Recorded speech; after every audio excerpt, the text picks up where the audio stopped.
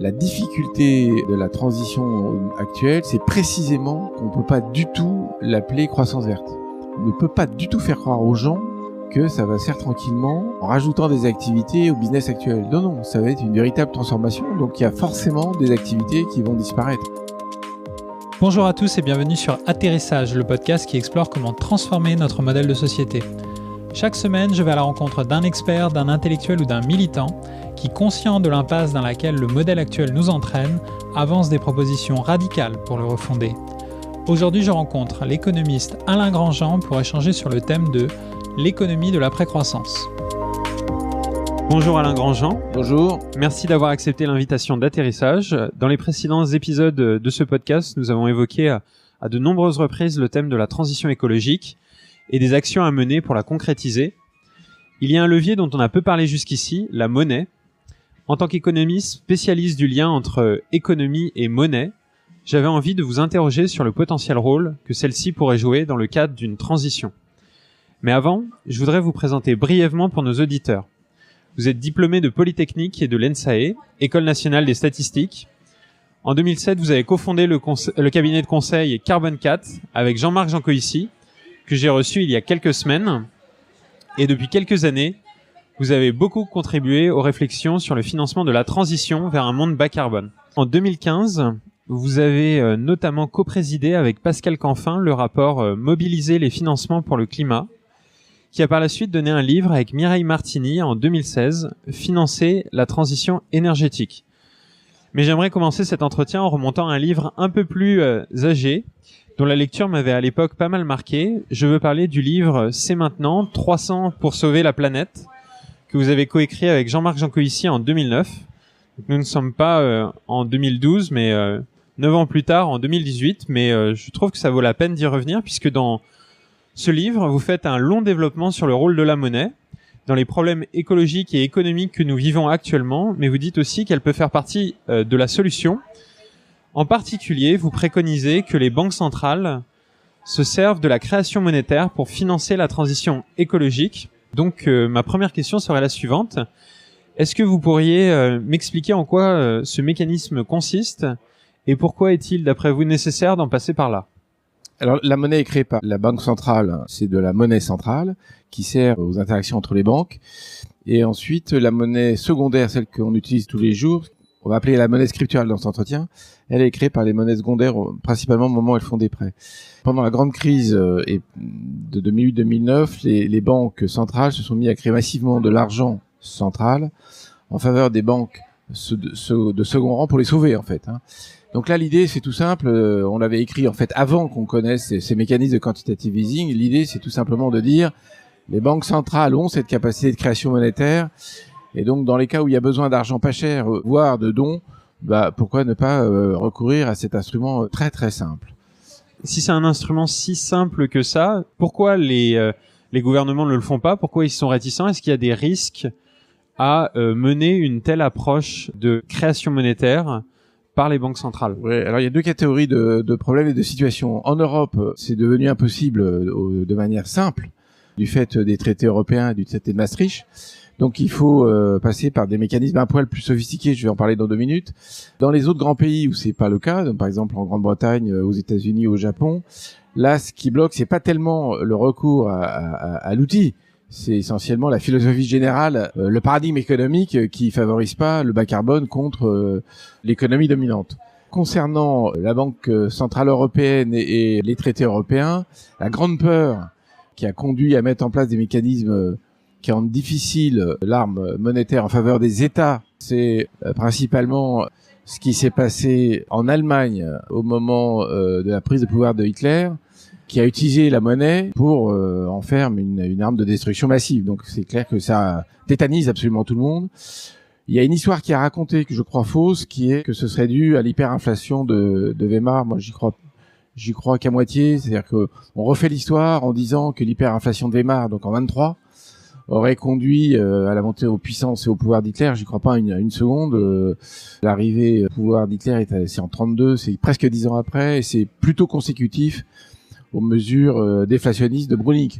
au moment de la crise de 29, au moment où elle est arrivée en Allemagne. Donc là, à ce moment-là, l'Allemagne était en grande difficulté, les banques faisaient faillite, le chômage était épouvantable, et la reconstruction qui a été menée par les fameux bons travaux du docteur Schacht, elle a permis de remettre tout ce beau monde au travail. Malheureusement, ça s'est très mal terminé, comme tout le monde le sait. C'est-à-dire que, par exemple, dans les débats actuels, lorsqu'on parle de se servir de la création monétaire, est-ce que les gens citent comme objection les nazis ? Non, alors ils citent comme objection le risque inflationniste. Donc ils disent il faut que la monnaie soit pas émise en quantité trop importante, sinon on a un risque d'inflation. Je redis, à part des situations exceptionnelles, des situations de dégradation des institutions, comme au Zimbabwe, comme en Amérique du Sud quand ça allait extrêmement mal, au moment de la transition à la fin de l'Empire soviétique et les grandes difficultés des pays d'Europe de l'Est. En règle générale, il n'y a pas de corrélation si claire que ça entre un peu trop de monnaie et une hausse des prix considérable. Quand les régimes institutionnels fonctionnent, c'est pas comme ça que ça se passe. En revanche, il est évident, mais c'est pas dit parce que ce que je viens de dire sur ce qui s'est passé au moment de la Méditerranée est très tabou. Ce qui est quand même vraiment clair, c'est que le risque principal, c'est que si on met trop de pouvoir dans les mains de trop peu de personnes, évidemment qu'on leur donne une puissance considérable. Donc pour moi, le principal problème de ce type de politique, il est institutionnel. Donc il ne me viendrait pas à l'esprit de recommander qu'on mette en place ce type de dispositif sans des gros garde-fous démocratiques, donc articulés avec des raisonnements budgétaires où le pouvoir de création monétaire est encadré très très précisément pour pas dériver à financer n'importe quoi. Parce qu'au début, on dit on va financer grâce à ça la transition bas carbone, et pourquoi pas demain matin des chars et autre chose. Pour continuer dans la parenthèse sur les risques que pourrait provoquer une création monétaire, donc l'hyperinflation liée à de la création monétaire, vous n'y croyez pas, vous dites que la corrélation intervient que quand il y a plusieurs facteurs, en particulier des institutions déficientes. Est-ce que vous pourriez détailler un petit peu ce qui, d'après vous, entraîne de l'hyperinflation, comme par exemple en ce moment au Venezuela? Bon, on va prendre le Venezuela, mais on pourrait prendre aussi Weimar. Weimar, en fait, Weimar est dans une situation extrêmement difficile. C'est le lendemain de la Première Guerre mondiale. Il y a des réparations de guerre qui sont considérables, qui sont demandées aux Allemands. Donc là, il y a des pressions très très fortes sur la balance commerciale. Alors évidemment, si il y a besoin de donner beaucoup d'argent, là, c'est des devises. Ces anciens adversaires, c'est pas en mettant de la monnaie en interne qu'on va payer ces devises qui sont de la monnaie de transaction. Donc là, ce qui se passe dans ce cas-là, c'est que vous mettez de la monnaie en circulation. Et c'est les prix là vraiment se mettent à monter. Du coup, vous remettez la monnaie en circulation et on part en hyperinflation. C'est parce que il y a un déséquilibre complet dans l'économie. Donc au Venezuela, c'est pareil. L'économie est complètement en lambeaux et c'est pas en faisant marcher la planche à billets qu'on va la remettre. Donc souvent, j'entends des experts d'économie dire la monnaie n'est pas magique. Évidemment qu'elle n'est pas magique. C'est un dispositif, c'est un moyen à notre disposition.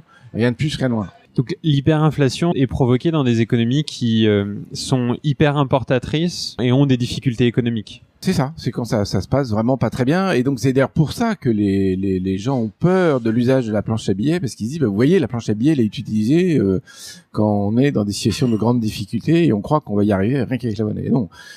En revanche, quand on est dans des économies bien organisées et dans lesquelles il n'y a pas de risque de dépendance exceptionnelle, la balance commerciale européenne, elle est tout à fait équilibrée. Enfin, on est plutôt globalement exportateur, je crois. Il n'y a pas de risque majeur, sachant qu'il ne s'agit pas de faire monter les arbres jusqu'au ciel. Hein, il ne s'agit pas de faire ça. Les investissements de la transition énergétique, dans les ordres de grandeur, on parle de 2-3% du PIB par année. Peut-être un peu plus, mais on n'est pas du tout dans le cas d'une autre situation que j'adore citer, qui est l'économie de guerre des États-Unis d'Amérique, où là, c'est 30% de l'économie qui était convertie en industrie d'armement. On n'en est pas là. Donc, on n'est pas en train de dire c'est la fête et on y va dans tous les sens et n'importe comment. Dernière question par rapport à ça. La balance commerciale européenne est excédentaire, mais par exemple, celle française est déficitaire. Donc, il y aurait potentiellement un risque si c'était si on revenait dans un cadre franco-français et qu'on faisait de la création monétaire avec la Banque de France. Alors que ce soit au niveau européen ou au niveau français, la bonne nouvelle, c'est que une des orientations massives et préférentielles de ces financements, c'est précisément pour réduire notre dépendance aux énergies fossiles qui sont importées. Donc de toute façon, c'est fait pour ça. Raison de plus pour y aller dans cette direction. Et d'ailleurs, à ce sujet, les principaux opposants à ce type de mesures, c'est plutôt des libéraux qui disent faut pas intervenir en prenant comme critère la balance commerciale. Je pense qu'une grave erreur économique. Pour commencer à faire le lien avec les aspects de la transition écologique, ces dernières années, ce qu'on a pu observer, c'était que les initiatives vertes, en particulier les énergies vertes, ne venaient pas substituer les énergies sales, en particulier les énergies fossiles, et elles venaient en fait s'y ajouter en complément. Comme la création monétaire est un mécanisme également qui vient s'ajouter au système financier actuel, qui vient créer une masse monétaire supplémentaire pour de nouvelles activités, en plus des activités actuelles, ma question ce serait comment éviter que la création monétaire aboutisse aux mêmes effets et que, on continue, on développe de nouvelles activités qui sont a priori plus vertueuses, mais qu'en fait, on continue à faire fonctionner les autres activités. Alors ça, c'est une très bonne question. La création monétaire, actuellement, elle va où? Elle finance quoi? Donc, au niveau du premier rang de la création monétaire, c'est ce qu'on appelle la monnaie centrale.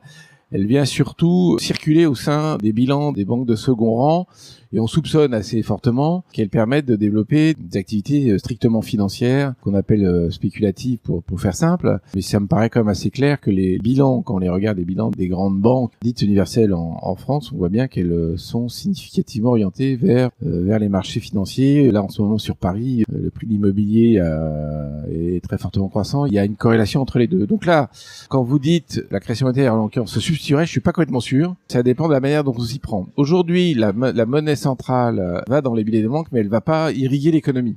Et d'ailleurs, la preuve, c'est que s'il y a des hausses de prix, parce qu'il y a un petit effet de hausse des prix, j'ai dit tout à l'heure, il n'y a pas de risque d'hyperinflation, mais il y a toujours des petits risques de hausse des prix. S'il y a des hausses de prix dans le système économique aujourd'hui, c'est pas dans les biens courants, qui sont très sous contrôle, c'est plutôt dans les sphères des actifs immatériels et immobiliers. Et c'est là d'ailleurs qu'on a des risques de crise financière, parce que c'est là que si on fait pas attention, les bulles éclatent. Bon, donc maintenant, si je reviens à notre propos, les idées qui sont développées, c'est des idées qui visent à flécher cette création monétaire. Donc prenons un exemple technique qui peut fonctionner en Europe. Les banques de développement, la BEI en Europe, la BPI en France, ou les banques publiques comme la Banque Postale ne financent que des actions qui sont favorables au climat et favorables à la réduction de l'usage des énergies fossiles. Dans ce cas-là, on peut simultanément, et de toute façon c'est une condition de réussite d'un plan de transition, on peut simultanément mettre en place des dispositifs qui sont de nature à réduire les activités émettrices de CO2 ou usant d'énergie fossile. Bien sûr qu'aujourd'hui, les énergies renouvelables s'ajoutent aux énergies fossiles, mais simplement parce qu'on n'a pas de mécanisme suffisant de sanction du recours aux énergies fossiles. Donc c'est deux choses indépendantes, mais qu'il faut traiter simultanément dans un plan écologique. Sinon, évidemment, ce que vous dites est vrai, c'est-à-dire on va continuer à financer l'économie actuelle et puis on va financer en plus l'économie de demain. Bon. Alors donc, pour prendre quelques exemples concrets, l'idée est plus de financer un grand plan de rénovation thermique du bâtiment ou un grand plan de passage à des voitures à très basse consommation d'énergie ou à développer des lignes ferroviaires.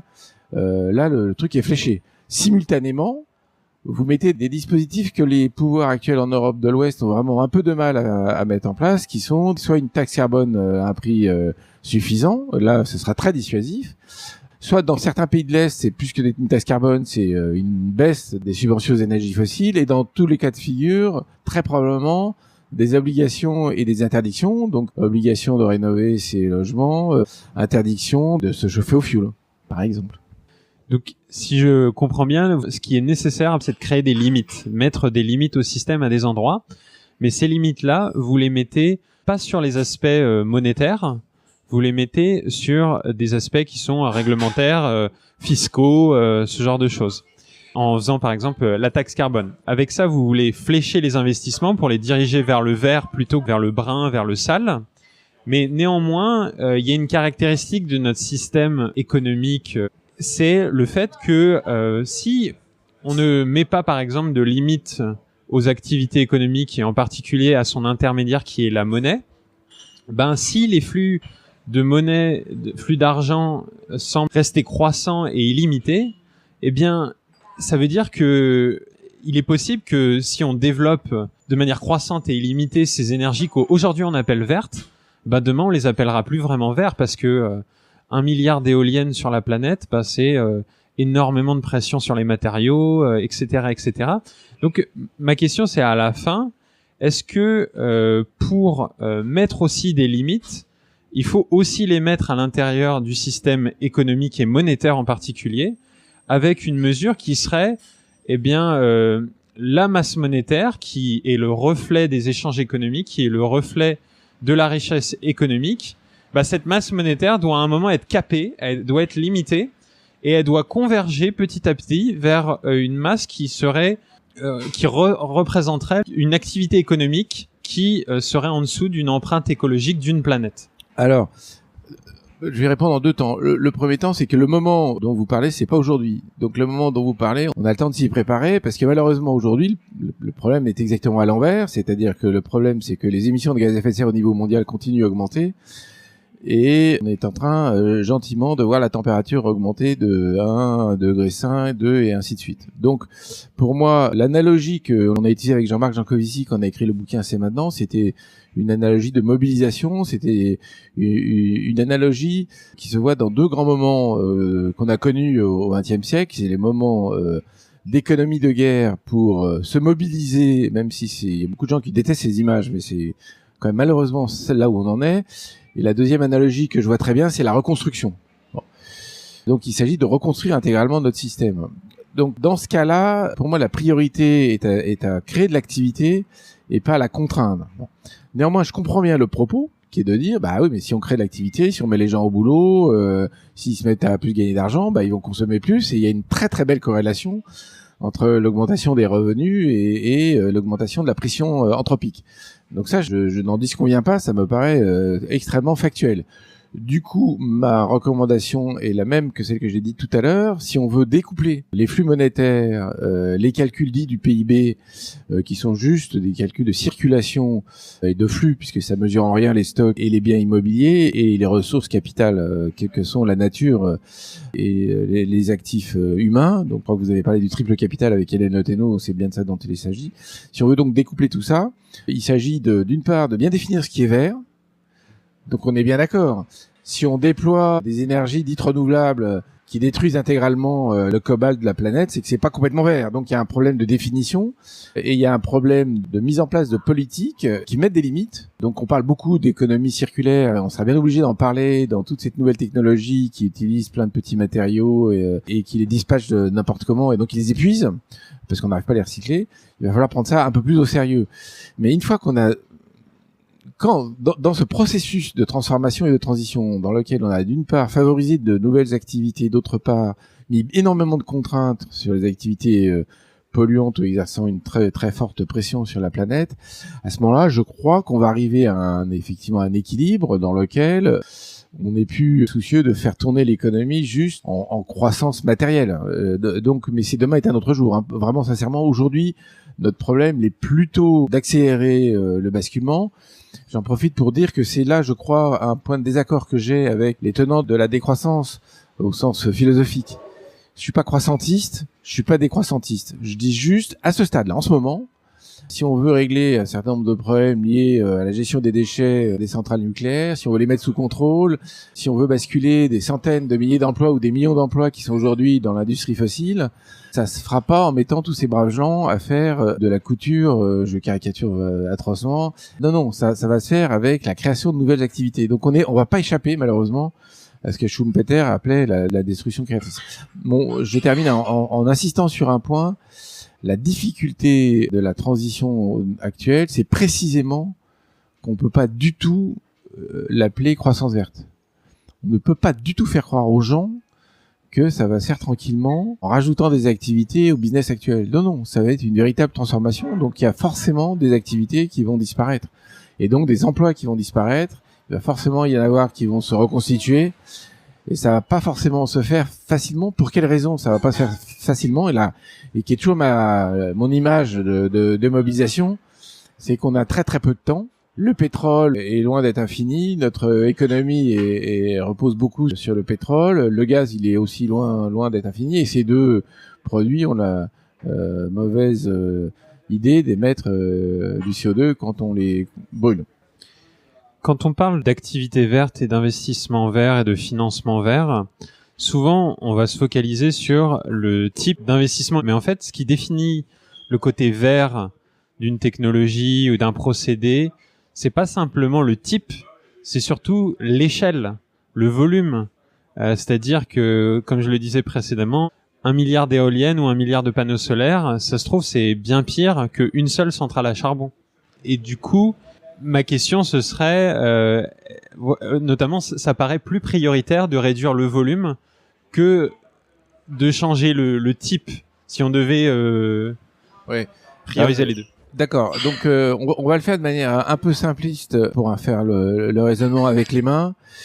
Si on veut réduire les émissions de gaz à effet de serre, on a quand même deux grands leviers qui sont la baisse de la consommation d'énergie qui est très carbonée aujourd'hui, puisque plus de 80% de notre énergie primaire est carbonée.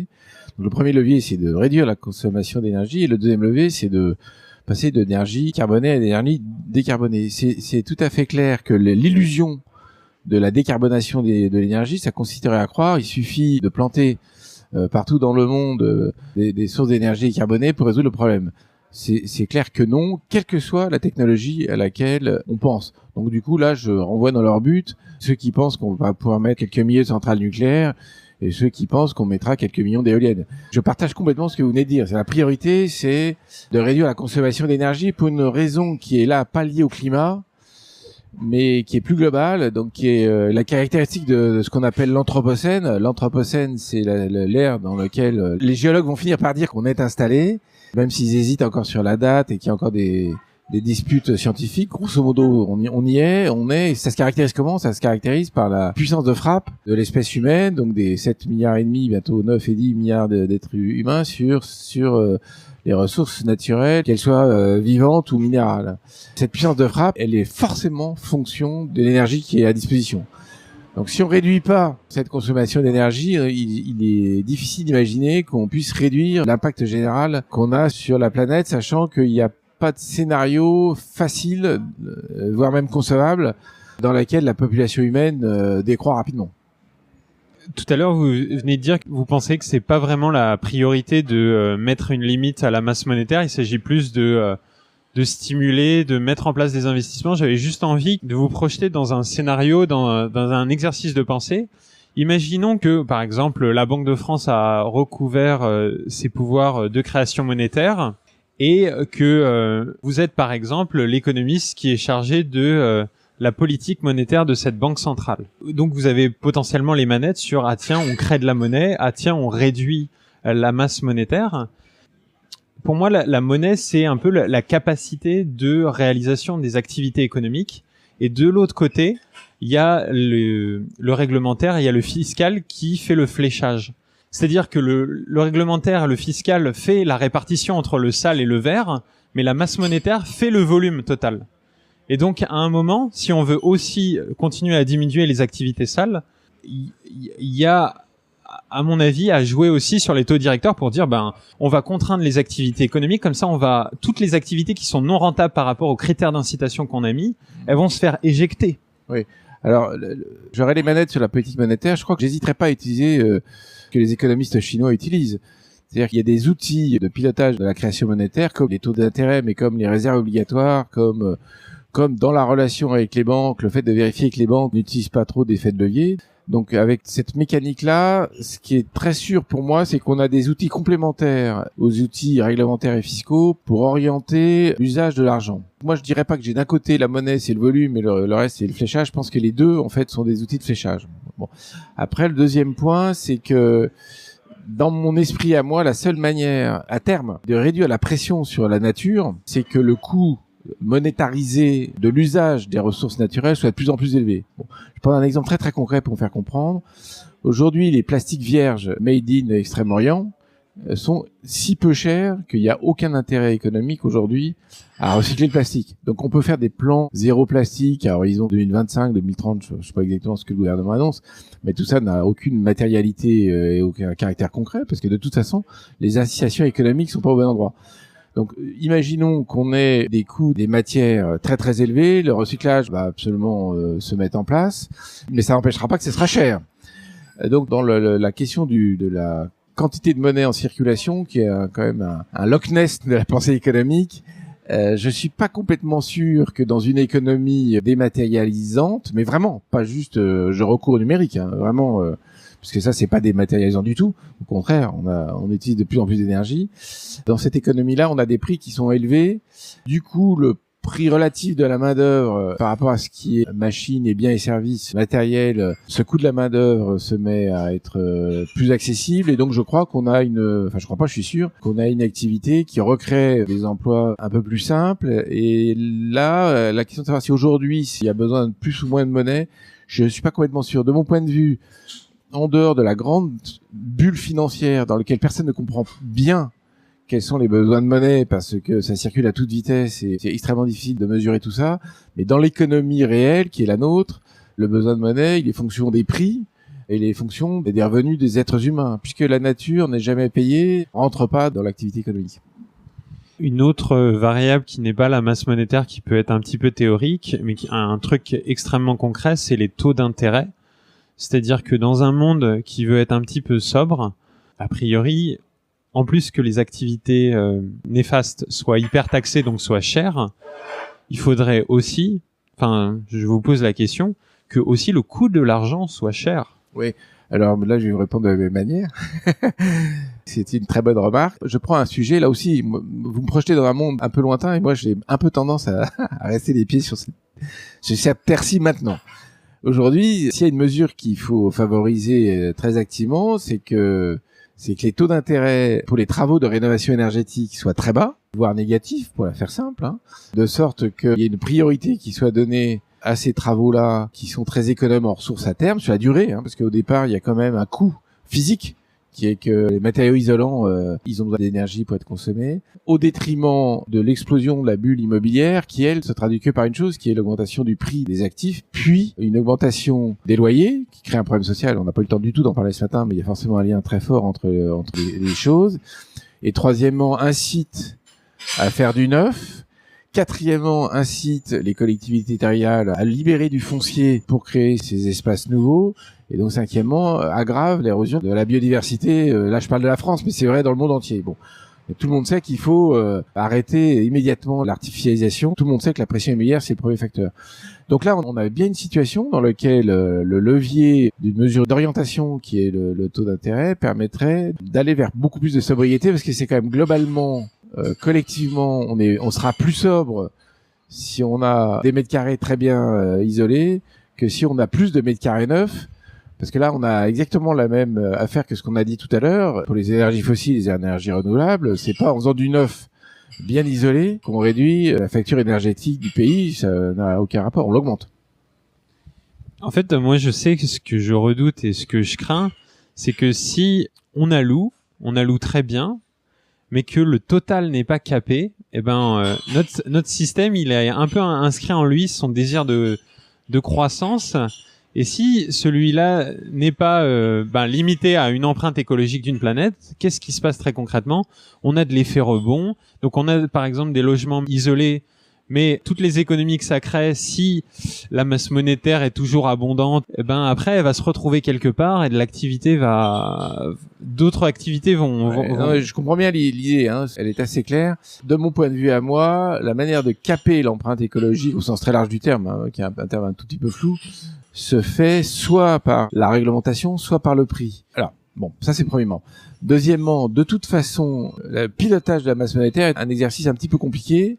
Il y a en gros toute une tradition d'économistes qui disent on peut le piloter de manière centrale. Le premier à avoir dit ça, c'est Fischer et Halley, hein, qui ont proposé le 100% monnaie, où toute la monnaie est pilotée au niveau central. Et là, le petit inconvénient de cette affaire-là, c'est que en réalité, à cet endroit-là, à cet étage-là, on n'a pas complètement toute l'information qui permet d'être un peu fin dans les demandes. Donc, si je prends mon exemple préféré, je vais avoir besoin de crédit pour les personnes qui n'ont pas beaucoup de revenus à bateau pour qu'elles puissent habiter dans des conditions convenables et pouvoir baisser très fortement leur empreinte énergétique. Ça, vu d'un banquier central européen ou français, c'est un peu compliqué à voir.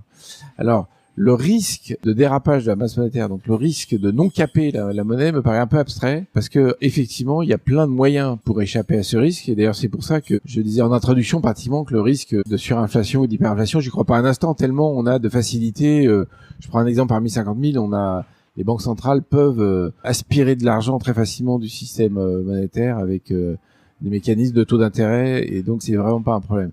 Que le pilotage global de la masse monétaire soit de nature à réduire l'empreinte, je suis un tout petit peu sceptique, mais comme c'est nous projeter dans un univers que je vois pas encore tout à fait, on peut rester sur ce scepticisme encore quelques temps. Imaginons qu'on veut d'un monde vertueux, on sait qu'un monde vertueux passe par une décroissance matérielle, donc il faut l'organiser. Là, il s'agit d'un croisement entre une politique fiction et un cours de macroéconomie, donc voir sur toutes les variables de l'économie, qu'est-ce qu'on tweak. Et donc là, la première partie, c'était la masse monétaire. Et là, j'ai envie de passer à un deuxième grand indicateur qui caractérise nos économies, c'est l'évolution des prix, et notamment ce qu'on appelle l'inflation, inflation-déflation. On sait que dans les discours des économistes, la déflation est vue comme un risque, l'inflation est vue comme une bonne chose à condition qu'elle soit maîtrisée. Donc par exemple, la consigne de la Banque centrale européenne, qui est indépendante par les traités, c'est justement de maîtriser cette inflation, c'est sa principale fonction. Alors vous allez me dire ce qui a un peu déclenché le QE européen, mais moi de ce que j'en avais lu, c'était que le banquier central Mario Draghi voulait éviter la déflation et qu'on allait s'orienter vers la déflation. Alors d'abord, ma première question, ce serait pourquoi c'est vu comme une chose affreuse actuellement? Et après, totalement le contre-pied, est-ce que dans un monde qu'on souhaite, c'est-à-dire qu'il soit vertueux, qui décroît son empreinte matérielle sur notre planète, est-ce que la déflation n'est pas au contraire quelque chose de souhaitable? Donc la déflation, ça veut dire les objets coûtent de moins en moins cher, et a priori, si on se dit, tiens, on va devenir un peu plus sobre, on va mettre en place des activités économiques qui ont moins d'empreintes, sont moins complexes, créent moins de flux physiques et de flux énergétiques. Par exemple, si on relocalise les activités agricoles, par exemple, avoir une baguette de pain, ça coûtera moins cher que si le blé vient de Russie, que la baguette a été fabriquée dans une usine je sais pas où et que le truc est ensuite distribué encore à un autre endroit. Et donc voilà, ma double question, c'est pourquoi c'est vu comme quelque chose d'assez affreux actuellement, la déflation, et est-ce que dans un monde futur, ce serait vu comme quelque chose de souhaitable? Alors, première question sur la déflation. Je pense que ceux qui ont un peu de culture historique ont bien en tête la période de déflation qui s'appelle la crise de 29. Et donc, en quoi c'est désagréable? Parce que on ne sait pas piloter, on sait pas, alors peut-être que demain on saura, mais à ce stade, on ne sait pas piloter une économie dans laquelle l'ensemble des prix baissent. Alors pourquoi on ne sait pas piloter ça? Parce que le problème principal que ça pose, on est dans des économies dites d'endettement, donc dans lesquelles les acteurs privés et publics sont endettés. Alors en 29, c'était beaucoup moins caractérisé qu'aujourd'hui, mais quand même, il y avait pas mal de dettes. Et donc ce qui se passe, c'est que si on n'y prend pas garde, en fait, les périodes de déflation rendent le coût de la dette relativement plus élevé, et donc rendent les débiteurs progressivement insolvables, ce qui conduit à des défauts dans les banques. Et vous savez ou ne savez pas, mais en ce moment, il y a une grosse préoccupation au niveau de la zone euro sur, ils appellent ça les prêts non performants, ça me fait marrer, mais c'est principalement donc sur les risques de non-remboursement des prêts. Donc une banque de second rang peut faire faillite, parce que son pouvoir de création monétaire est limité par toute une série de règles, mais elle peut faire faillite du jour au lendemain si les prêts qu'elle a accordés sont pas remboursés. Donc la déflation, ça fait peur à tout le monde, parce qu'on craint un effet d'entraînement qui fait que les agents économiques se surendettent, les banques ne sont plus solvables et font faillite, et à ce moment-là, on part dans des cascades de dépôts de bilan des entreprises, et donc l'économie se détruit à toute vitesse. C'est bien fort de cette expérience-là que les banquiers centraux, donc de la Fed, puis de l'Europe, pas que la BCE, aussi les banques centrales européennes, ont été au secours des banques pour éviter ça. Donc, ce qui est très scandaleux, de mon point de vue, c'est qu'elles n'ont pas exigé de contrepartie. En gros, elles n'ont pas fait payer les actionnaires de ces banques. Mais ce qui est pas scandaleux, parce que je pense que la stabilité financière est vraiment pas une plaisanterie. Je redis, la crise de 29, c'était pas drôle pour les Américains. Donc, c'était pas scandaleux d'éviter la casse. Bon. Alors ça, c'est la première question. C'est que la déflation, c'est assez raisonnable de pas vouloir y aller trop. Mais la déflation, c'est la baisse des prix généraux. C'est la baisse des prix globale. C'est l'indice des prix général. Alors, je suis pas assez fort en histoire, mais il faudrait regarder. Il y a eu d'autres périodes de déflation au 19e siècle, voir ce que ça a donné, pour avoir un vrai diagnostic. Ce serait intéressant de regarder. Moi, j'ai pas fait. Alors après, la deuxième question, c'est que dans une économie à faible empreinte de ressources, est-ce que on n'aura pas des baisses de prix généralisées? Ça, alors, je suis pas du tout sûr. Pas du tout sûr, parce que vous avez deux effets contradictoires. Quand vous faites travailler un artisan pour faire un sac aujourd'hui, le sac, en cuir, il vous coûte incroyablement plus cher que quand vous achetez un sac made in le système industriel. Pourquoi? Parce que les machines, en tant que telles, se font pas payer. Alors, c'est quand même un truc qu'il faut finir par comprendre, c'est qu'il y a que les hommes qui sont payés de leur travail. Les machines, elles ont pas les robots de demain ou d'aujourd'hui, elles ont pas de compte en banque. Les robots, c'est des accessoires, et de la même manière, la nature se fait pas payer. Bon. Donc, ce qui se fait payer, c'est les hommes. Donc, si vous faites un sac en cuir avec plus de contenu en emploi, tout compte fait, en analyse de cycle de vie, quelque part, le truc coûte plus cher. Deuxièmement, si en plus, comme je l'ai dit tout à l'heure, vous mettez ce qu'on appelle des signaux prix ou des règlements, enfin tout un tas de mécanismes qui limitent drastiquement le recours aux matières, quelque part, le truc va coûter plus cher. Avec la répartition des coûts et des prix va pas du tout se faire de la même manière, mais ça va coûter plus cher. Donc de mon point de vue à moi, dans un monde de demain dont le rapport à la nature est entre les hommes, l'un va pas sans l'autre, est plus harmonieux ou plus équilibré, c'est pas du tout clair que l'indice général des prix soit croissant décroissant, j'en sais rien.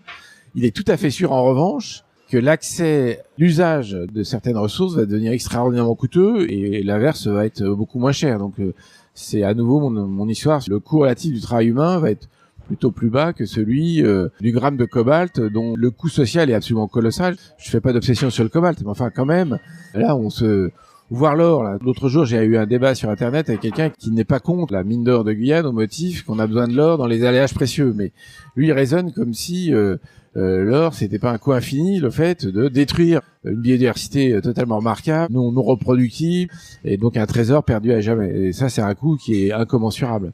Donc, pour terminer, la question de savoir si ce sera déflationniste ou pas, ce monde-là, je sais pas bien la réponse. Ce que je sais, c'est que, en revanche, les prix relatifs, ils vont bouger très fortement. Et du coup, j'en conclus que c'est l'une des difficultés de la transition, c'est que cette déformation très substantielle des systèmes de prix est pas du tout appréciée par ceux qui sont installés sur les rentes de situation ou ceux qui bénéficient économiquement des systèmes de prix actuels. Donc si j'ai bien compris, vous doutez du fait que les prix pourraient évoluer avec une pente déflationniste, et je vous rejoins sur si il s'agit d'avoir les mêmes produits qu'actuellement, c'est-à-dire la même voiture, le même sac, le même pouvoir d'achat, c'est-à-dire d'objets exotiques ou d'objets sophistiqués, eh bien c'est sûr que c'est le système actuel qui a réussi à les produire à bas coût qui nous permet d'en jouir. Mais une autre facette du système actuel, c'est l'incroyable complexité qui, on va dire, est un coût gigantesque pour le système à maintenir en permanence, et ce coût est continuellement croissant. Et du coup, si on inverse le rapport et on se dit, à la place de vouloir continuer à avoir les mêmes objets qu'aujourd'hui, moins chers, donc là, au contraire, ça fait croître. Mais si on se dit, tiens, on veut obtenir une alimentation qui soit plus sobre, et la meilleure façon d'avoir des prix bas dans une alimentation qui est plus sobre, ça va être aligné plutôt avec un monde décroissant matériellement. Alors, je continue à considérer qu'il y a une décorrélation en théorie entre les flux de matière et les systèmes de prix et de PIB. Je dis bien en théorie parce que le débat sur le découplage, c'est que ceux qui disent il n'y a pas de découplage, c'est qu'ils observent aujourd'hui que pratiquement le contenu moyen du PIB en GES, il décroît très très difficilement et qu'il n'y a pas de découplage absolu au sens que les émissions de gaz à effet de serre continuent à augmenter en volume alors qu'on aimerait qu'elles baissent. Donc le débat sur le découplage, il est de deux natures. Il y a le fait qu'aujourd'hui, on l'observe pas, donc on peut rêver à ce qu'il se fasse, mais pour le moment, c'est pas encore réussi, le découplage absolu. Mais moi, c'est pas de ça dont je parle. Je parle d'un deuxième débat qui est est-ce que il y a un lien entre les unités monétaires et la pression matérielle? Moi, je pense que non. D'ailleurs, je viens d'écrire un post sur le thème Est-ce que la destruction de la nature, ça peut pas augmenter le PIB? Moi, je crois que si. Je pense qu'on peut tout à fait détruire la nature et augmenter le PIB. Pour moi, le PIB est complètement décorrélé dans sa conception. Bon. Maintenant, une fois que j'ai dit ça, vous avez complètement raison sur un point que je partage complètement.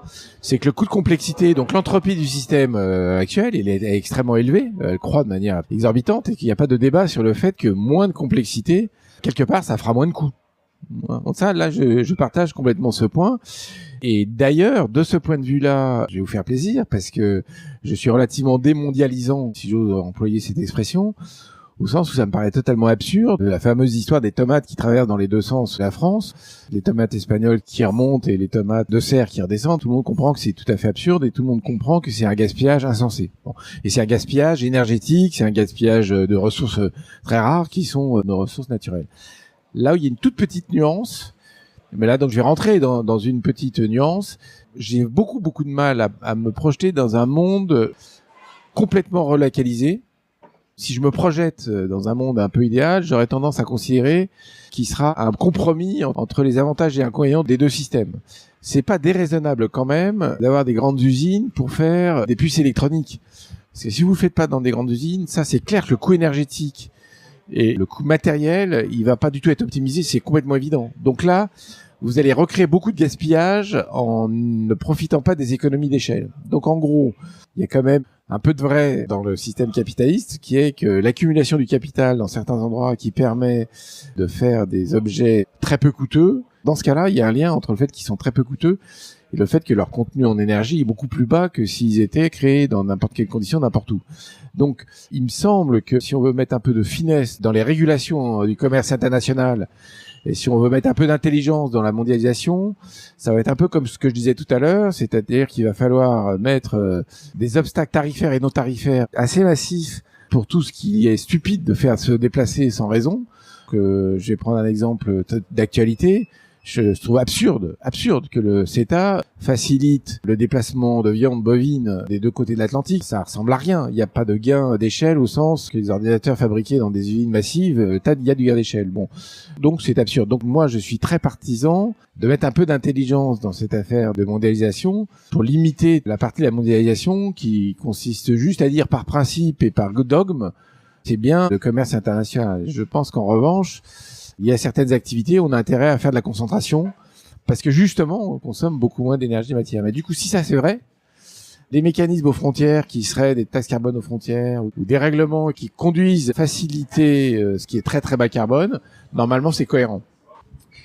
Ce qui caractérise le monde d'aujourd'hui, c'est que pour tourner, il a su créer des boucles de rétroaction positive. Donc pour revenir encore une fois sur cette histoire de masse monétaire et d'inflation, les prix augmentant, l'activité économique augmentant, la masse monétaire augmentante, ça a l'air d'être des variables qui fonctionnent bien ensemble et que justement s'il y en a une qui coince, comme le système est structuré autour de leur rétroaction positive mutuelle, ça crée des problèmes. Donc ça crée des problèmes de défaut, ça crée des problèmes de chômage, etc. Mais voilà, il s'agit pas de rester dans ce monde-là. Et comme on sait que les choses sont extrêmement couplées, donc quand on regarde l'énergie, il faut aussi regarder le système économique. C'est pour ça que je me dis, tiens, est-ce qu'il s'agit pas de réinventer des boucles de rétroaction positive, un mécanisme de limitation de la masse monétaire. Donc on met des limites, on fait des politiques de sobriété. Ces politiques de sobriété, c'est potentiellement de la relocalisation d'agriculture, c'est le vélo plutôt que la voiture, etc., etc. C'est des bâtiments et des maisons qui sont beaucoup plus sobres à construire que les bâtiments actuels, avec des matériaux potentiellement relocalisés à nouveau. Et donc, ça peut créer, sur des besoins qui sont vitaux comme alimenter, se vêtir ou se loger, ça peut créer une baisse des prix qui peut après repartir en une boucle de rétroaction positive. Donc c'est un peu ça que je m'imagine. Et donc je voulais savoir si ça pouvait avoir du sens. Oui, mais c'est comme d'habitude, cet imaginaire-là, il capte une partie du problème. Je vais juste dire un point, parce que c'est vrai que c'est compliqué la période de transition. Juste dire un point, c'est que si on se projette post-carbone dans une économie qui a retrouvé un peu de bon sens, je vois pas au nom de quoi on aurait besoin de croissance en tant que tel. Donc ce monde post-carbone est un monde post-croissance. Et je pense que la priorité absolue des politiques publiques et de la démocratie collective, ce sera précisément de retrouver du bon sens et de l'équilibre. Bon. C'est d'ailleurs pour ça que dans le livre dont on a cité au début de cet entretien, C'est maintenant, j'ai raconté une petite histoire où j'ai deux énarques, l'un qui sait compter, l'autre qui sait pas compter, mais c'est celui qui sait pas compter qui a le plus de bon sens. Bon, c'est un propos qui ne veut pas dire du mal des énarques, c'est plutôt une amusette pour dire nos comptes sont faux et donc nous orienter avec des comptes faux, c'est forcément pas une bonne idée.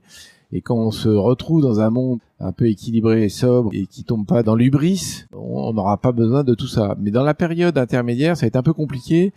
Et l'un des points que je crois le plus subtil ou le plus délicat à gérer, c'est la question de l'endettement des agents économiques publics et privés. Bon. Parce qu'effectivement, vous avez raison de dire, il y a toute une série de boucles de rétroaction, tout va avec. Et c'est pour ça qu'on est piégé, c'est l'histoire de la Dame Rouge dans les Lewis Carroll, où on court toujours plus vite, mais pour rester sur place. Et donc les gens sont tétanisés de trouille, parce qu'effectivement, si on a une crise d'explosion de la dette, qui est tout à fait possible demain matin, hein, donc c'est des effets ailes du papillon, hein, on est dans un système très instable, et on comprend jamais très bien pourquoi une petite goutte d'eau fait déborder le vase tout d'un coup, où l'aile du papillon se met à générer un cataclysme, on ne sait pas. Notre compréhension n'est pas assez fine pour savoir ça. Bon. L'une des raisons que j'ai pas du tout évoquées, mais que j'évoque maintenant sur la question de la création monétaire publique versus privée, donc pourquoi moi je pense qu'il faut que les banques centrales reprennent la main, c'est pour une raison tout à fait évidente, c'est que la contrepartie de la création monétaire, quand elle est faite par les banques de second rang, les banques commerciales, c'est de la dette, toujours. Or, comme c'est un problème massif de notre système économique, je pense qu'il faut avoir un recours à une monnaie qui n'endette pas, voire qui désendette. Et donc, c'est d'ailleurs une proposition très étonnante de Lord Adair Turner dans le livre qui s'appelle Reprendre le contrôle de la dette, qui est un livre qui est sorti il y a quelques temps. Lord Adair Turner, c'est un ancien régulateur, donc il était côté régulation monétaire et financière en Angleterre au moment de la crise. Et lui, aujourd'hui, il a fait sa mutation personnelle, sa conversion, à la fois sur les sujets climat, mais aussi sur les sujets monétaires. Il est très persuadé qu'une des voies de solution pour sortir du tapis roulant sur lequel on est, ce sera de faire une forme de jubilé, on va dire ça comme ça. Le jubilé, c'est pas le terme qu'il emploie, mais ça vient à ça, pour remettre une partie des compteurs à zéro avec de la création de monnaie faite par les banques centrales, sans contrepartie d'endettement. C'était mon troisième point du cours de macroéconomie sur la décroissance, c'est la gestion de la dette. Actuellement, les acteurs publics sont excessivement endettés. Alors, vous rattachez ça à la baisse de l'approvisionnement énergétique qui date des années 70. Depuis cette période, les déficits se sont produits et ils n'ont cessé de faire augmenter la dette. Mais voilà, si on abandonne un objectif de croissance du PIB, ça va forcément faire diminuer les recettes fiscales de l'État. Et de ce fait, est-ce que si on se projette dans un État qui a soudainement élu un gouvernement qui souhaite la décroissance de notre empreinte matérielle, est-ce que ce n'est pas souhaitable de faire le défaut de cette dette publique? Et alors la question qui se pose, c'est comment l'organiser? Alors, c'est un sujet qui est évidemment en pleine actualité quand on voit ce qui se passe en Grèce.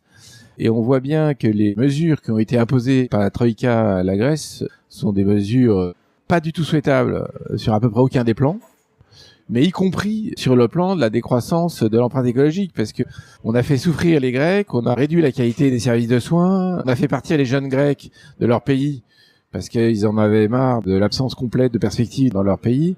Tout ça pour tenter de dégonfler la dette pour lui faire respecter un certain nombre de ratios qui sont les ratios du traité de Maastricht. Bon. Tout ça, c'est de la politique de gribouille. Parce que pour finir, le ratio de dette est toujours très élevé, ils sont toujours très endettés, alors évidemment on la roule la dette. On déporte plus tard son remboursement, mais c'est une politique de gribouille parce que ça met pas du tout la Grèce en état de faire ce qu'elle a à faire. C'est un magnifique pays qui a des trésors de culture, qui a des trésors du soleil, et donc qui devrait être maintenant autonome sur le plan énergétique ou se mettre sur la voie très rapidement pour cesser de dépendre juste des armateurs et de quelques sources d'économie plus la partie fruits et légumes, pour la faire très simple. Hein. Donc c'est vraiment pas une bonne voie.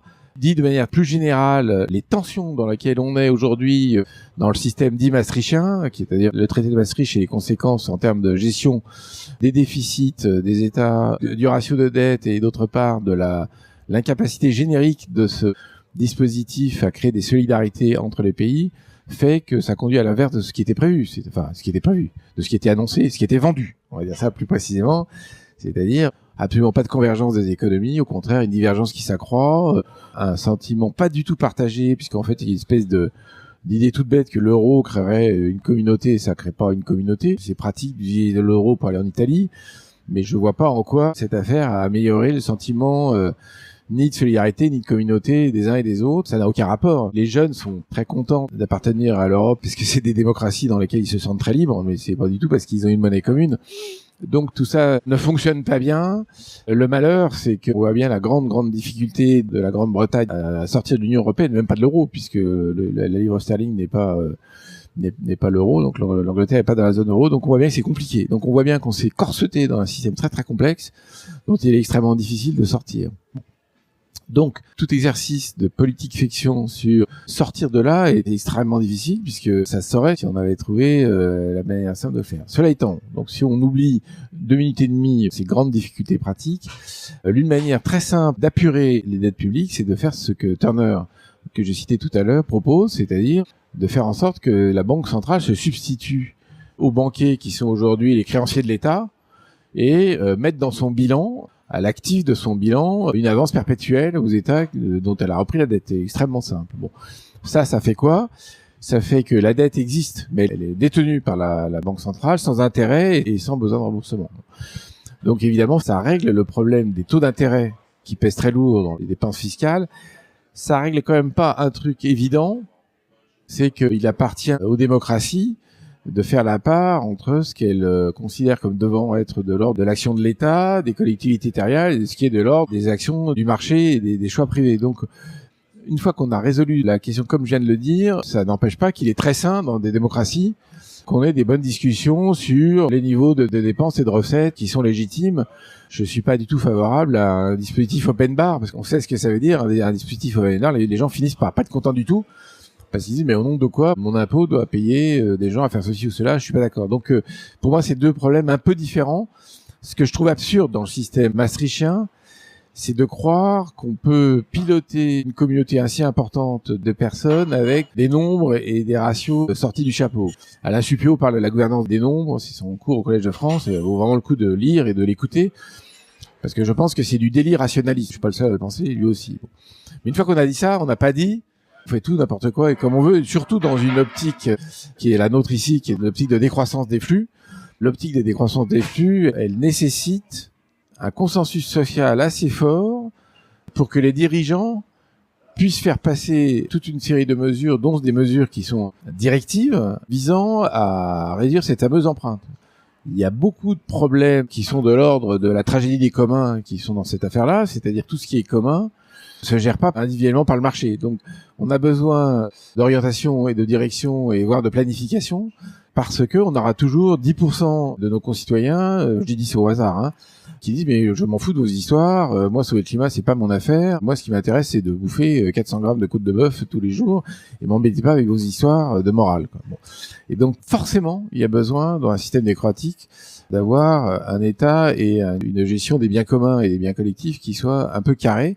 Et donc c'est une autre manière de dire, je l'ai pas dit, qu'il faut réintroduire de la politique industrielle au sens strict historique, réintroduire une gouvernance qui est presque l'opposé polaire du paradigme dominant aujourd'hui, qui est les marchés c'est vraiment très bien, quoi. Donc essayons de mettre en place des déréglementations, des dérégulations, de la concurrence à tout prix dans tous les coins, sans en voir l'effet sur ce qu'on cherche. C'est-à-dire qu'on peut très bien avoir un dispositif de concurrence qui est extrêmement peu efficace sur le plan matériel, ce qu'on a dit tout à l'heure.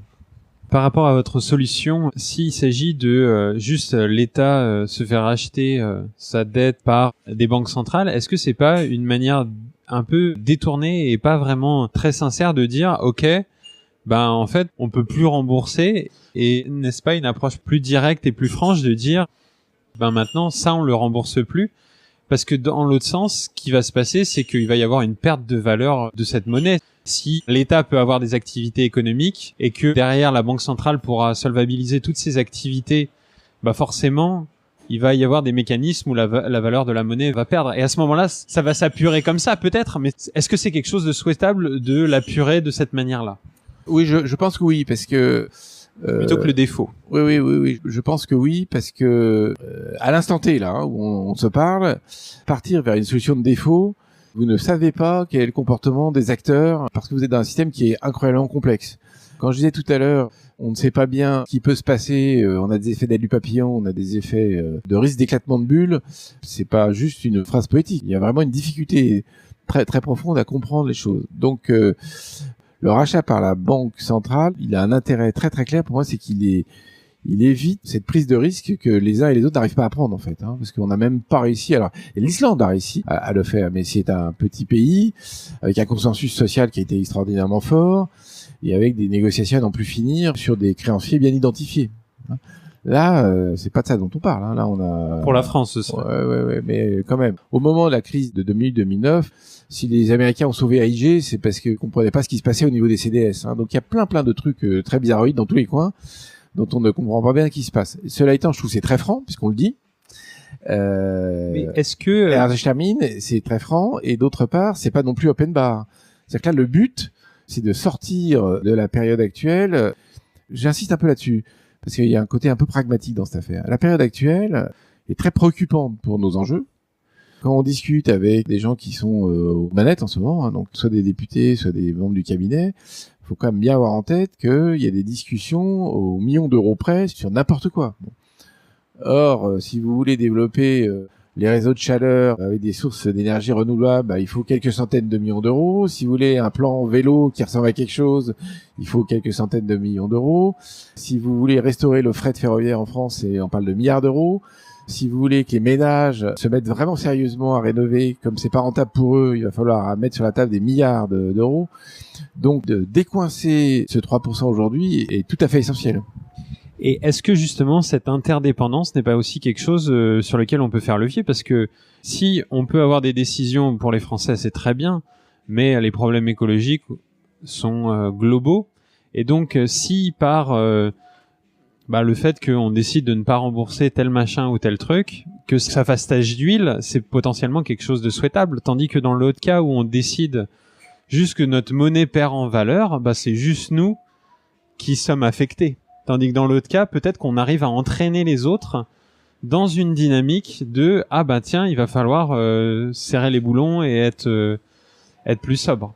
Oui, alors là, je dois dire que je suis pas très à l'aise sur deux plans. Un, jouer à la roulette russe, c'est pas mon style, mais peut-être que d'autres aimeront faire ça. Donc voilà, ça c'est un premier point. Donc c'est un peu de la philosophie de politique. Mais le deuxième point, probablement plus important, c'est que la dynamique internationale qui va nous conduire ou qui peut nous conduire à retrouver un peu de bon sens dans l'usage des ressources naturelles et éviter d'aller dans le mur, en gros, c'est ça quand même le sujet. Cette dynamique-là, elle est complètement mystérieuse à mes yeux. C'est-à-dire que si je prends un exemple très caricatural, je trouve que le président actuel des États-Unis, il fout un énorme coup de pied dans la fourmilière du libre-échange.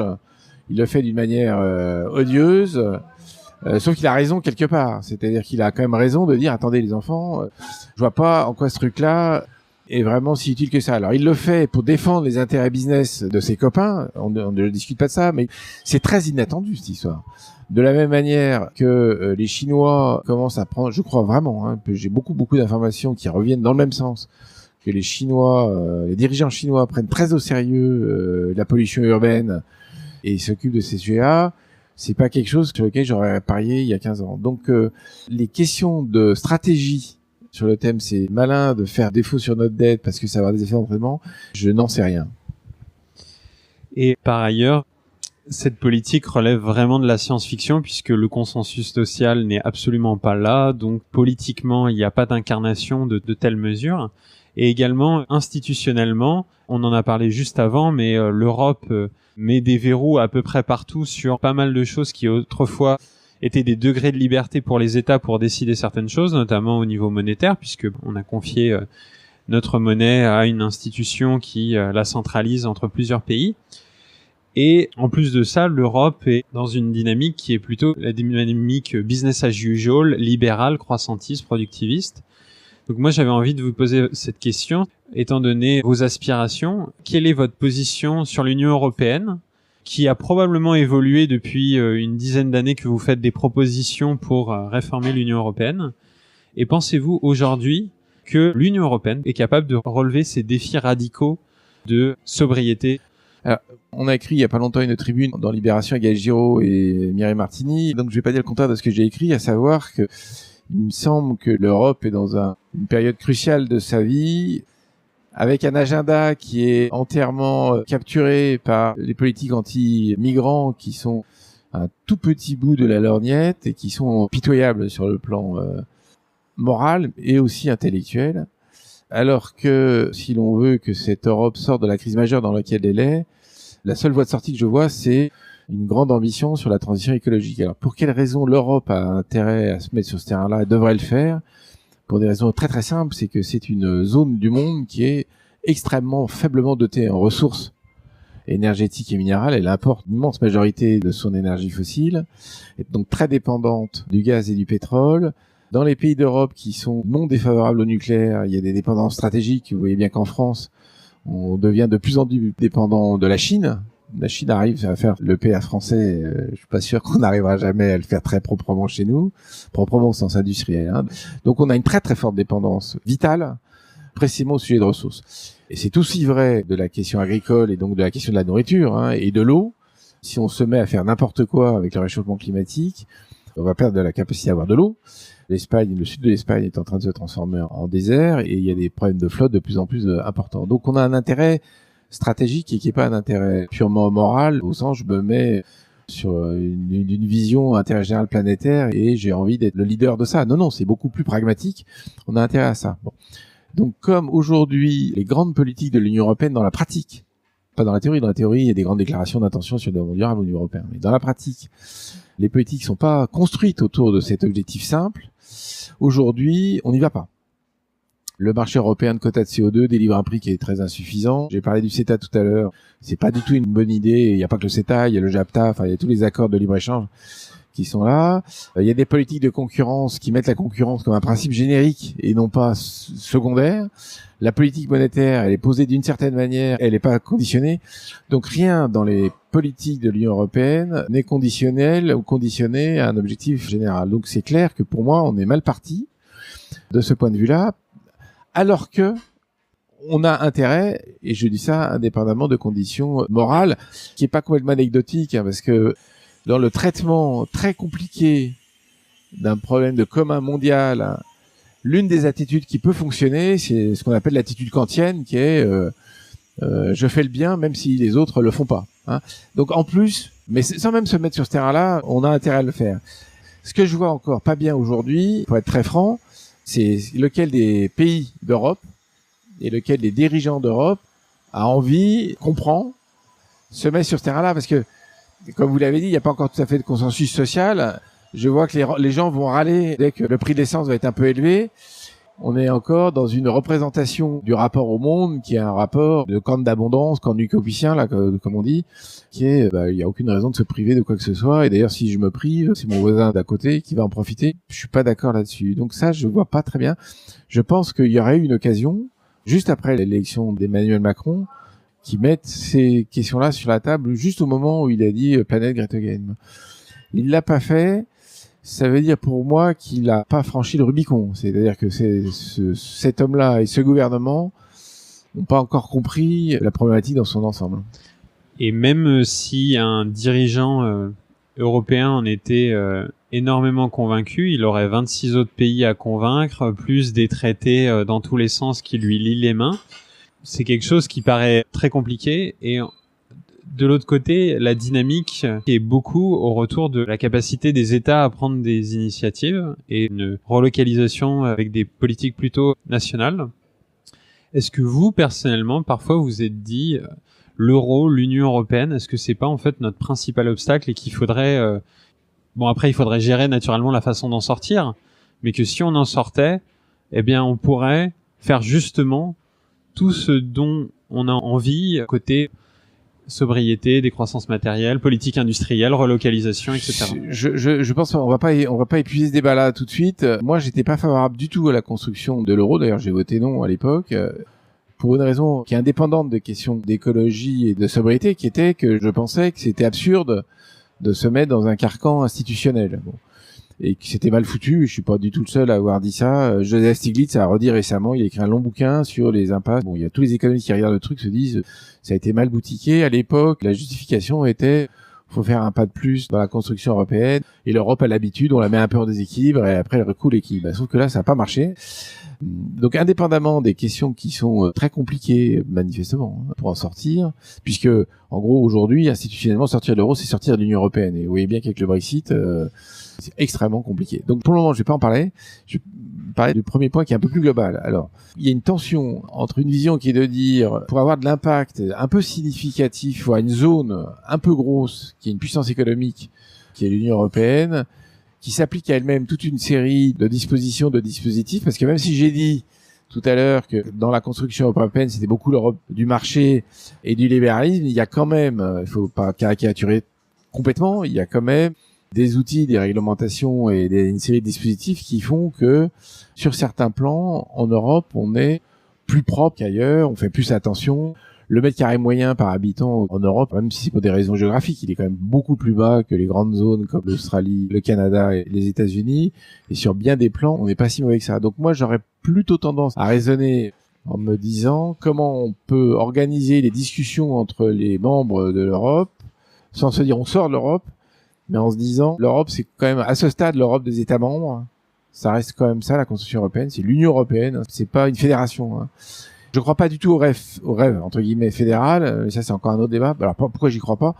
Parce que je ne crois pas aujourd'hui du tout à la capacité de quiconque en Europe d'avoir la moindre majorité, mais même une grosse minorité, pour augmenter un peu la fiscalité en faveur d'impôts communs, parce que les gens ont déjà pas assez confiance dans leur propre État pour avoir en plus confiance dans une bureaucratie lointaine. Ça, j'y crois vraiment pas du tout. Donc, je pense qu'on n'en est absolument pas là, et on en est à les États doivent retrouver un minimum de marge de manœuvre sur ce qui est constitutif de cet grand élan de la construction européenne, nouvelle version vers la transition énergétique et écologique. Et maintenant, ça va être que des négos, parce que on dit les traités sont non renégociables, pas complètement. Merkel et Macron, ils ont bien envie de rediscuter d'un bout du traité pour faire avancer la question des migrants. Sur cette histoire de politique monétaire, il y a des manières de procéder qui sont compatibles avec les traités de l'Union européenne. Sur un autre sujet que je connais vraiment très très bien, qui est comment faire des travaux dans le secteur public français pour améliorer l'efficacité des bâtiments publics. Ça peut paraître anecdotique, ça ne l'est pas du tout. C'est un très très gros sujet dans le domaine de la baisse de la consommation d'énergie fossile en France. Il y a des moyens de jouer avec les règles européennes, et là, en l'occurrence, je sais que c'est le gouvernement et l'administration française qui font de l'excès de zèle par rapport aux règles européennes, qui sont donc des boucs émissaires de l'absence de volonté de nos pays. Donc, moi, quelle que soit la manière dont on voit le problème, il me semble que la priorité absolue, c'est qu'un pays, et là on est en France, prenne la main sur un certain nombre de mesures qui visent à converger vers cette affaire, et ensuite qui impose ces questions-là dans l'agenda européen. Alors maintenant, il y a un petit rapport avec les migrants, parce que la question des migrants, c'est une question budgétaire, parce qu'à l'évidence, on a juste refusé de dépenser un peu d'argent, c'est quand même pas si cher que ça, de faire des accueils un peu convenables, et on se durcit sur le plan budgétaire au motif que les Français, dans l'opinion, dans les sondages d'opinion, sont pas favorables. Moi, je demande à voir. C'est-à-dire que je me dis, si on avait un plan d'action d'intégration un tout petit peu intelligent, je suis pas complètement sûr que les Français soient définitivement bloqués. Les démocraties ont une faiblesse, c'est la soumission permanente à l'opinion, et donc il faut toujours flirter entre jusqu'où je laisse aller l'opinion et jusqu'où je reprends la main, parce que je suis patron, quoi. J'ai été élu. Merci beaucoup Alain Grandjean pour toutes vos réponses. J'avais envie de vous poser une dernière question, si on a envie de rediriger les auditeurs vers des contributions, des posts, des écrits sur ces sujets que sont la monnaie, même des réflexions sur un capitalisme différent qui soit vertueux écologiquement, vers quoi les conseillerez-vous de regarder? Alors évidemment, d'abord, pour commencer, le blog qui s'appelle Les Chroniques de l'Anthropocène, il suffit de taper Alain Grandjean avec un D dans Grandjean et on y arrive. Je fais pas mal de posts un peu variés. Je fais attention à chaque fois que j'écris un post de renvoyer soit à des sites internet intelligents, soit à des livres et des références. En général, j'essaie de documenter. Ensuite, aujourd'hui, du côté académique en France, il y a la chaire Énergie et Prospérité qui est dirigée par Gaël Giraud et Jean-Pierre Ponsard, dans lequel il y a des travaux académiques sur cette question de la transition. Il y a un centre de recherche qui s'appelle le CIRED, dans lequel il y a beaucoup de jeunes chercheurs qui travaillent sur ces questions-là. Voilà ce qui me vient à l'esprit. J'ai cité Gaël Giraud, il a écrit pas mal d'articles intéressants. Il a écrit un livre qui s'appelle L'illusion financière, qui est un très bon livre sur les sujets de compréhension des mécanismes financiers. Moi-même, j'avais écrit un livre avec Gabriel Galland qui s'appelle La monnaie dévoilée, que j'ai écrit dans les années 90, qui est un petit peu difficile à trouver, mais je peux communiquer à ceux qui veulent, qui permet de bien comprendre les mécanismes de création monétaire. Aujourd'hui, on a la chance de vivre dans une période de très forte accessibilité de beaucoup de travaux. Donc là, j'ai cité que quelques travaux français. Dès qu'on ouvre les yeux, on s'aperçoit que dans le monde, il y a énormément de travaux internationaux. Il y a aussi des éditions. Donc si je prends la collection Anthropocène du Seuil, il y a des bouquins de très bonne qualité qui sont édités dans cette collection et qui abordent toute cette affaire-là, soit sous un angle la sobriété des technologies, comme le livre de Philippe Biouy. Mais il y a aussi des angles géopolitiques, c'est-à-dire on a très peu abordé ici, mais c'est Jean-Michel Valentin qui a écrit un livre qui s'appelle La géopolitique d'une planète dérégulée. C'est intéressant d'avoir, c'est ce que vous essayez de faire ici, c'est d'avoir beaucoup d'angles d'approche parce que, in fine, c'est de cette approche systémique que va apparaître des voies de solution. Merci Alain Grandjean. Merci beaucoup. Merci à tous ceux qui sont arrivés jusque-là. C'était Atterrissage avec Alain Grandjean. Si cet épisode a éveillé en vous une passion pour l'économie de l'après-croissance, je vous conseille les livres d'Alain Grandjean ainsi que 2 livres de la collection Politique de l'Anthropocène, dirigée par Agnès Sinaï aux éditions Presse de Sciences Po. L'un s'appelle Économie de l'après-croissance et l'autre Gouverner la décroissance. Enfin, si cet épisode vous a plu, vous pouvez m'aider à lui donner plus de visibilité de 2 manières. Tout d'abord en mettant un pouce sur YouTube, ensuite en laissant un avis et 5 étoiles sur votre plateforme de podcast préférée, Apple Podcast sur iPhone ou Podcast Addict sur Android. Merci à tous et à bientôt.